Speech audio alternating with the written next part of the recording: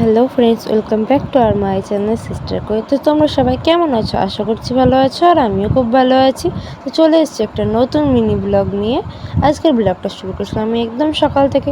তো সকালে উঠে সবার ফার্স্ট কাজ হয় বিছানা গোছানো, আর বিছানা গোছ না থাকলে একদমই ভালো লাগে না। তো বিছানা গোছ করে আমি একদম চাদরটা চেঞ্জ করে নিলাম। একটু চাদরটা বেশ পরিপাটি থাকলে সুন্দর লাগে দেখতে আর কি।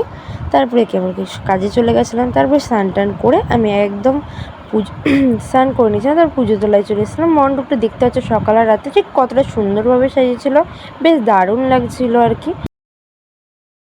পুজো দিতে উঠে পড়েছিলাম, পুজো টুজো দিচ্ছিলাম আর কি, পুজো দিচ্ছিলাম। তো জানি না তোমাদের সঙ্গে ভিডিওটা কতটা ভালোভাবে প্রেজেন্ট করতে পারলাম, তবুও তোমরা একটু সাপোর্ট করো আমাকে, যাতে আমি পরবর্তীতে আরও ভালো ভালো ভিডিও দিতে পারি। আর এটা আমাদের ফার্স্ট মিনি ব্লগ অনেক দিন বাদেই ব্লগ করছি বলতে পারো। তো পুজোতে যাওয়ার আগে আমার এটা ফাইনাল লুক ছিল। তো কেমন লাগছে অবশ্যই কমেন্ট করো। তারপরে একটু বাড়ি এসেছিলাম, বাড়ি এসে দেখি একটা বোন সব মেকআপ বক্স নিয়ে বসেছে সাজতে। তো টেকআপ করে দেখছি আসছে, তো আমি একটু ভিডিও নিয়ে নিয়েছিলাম।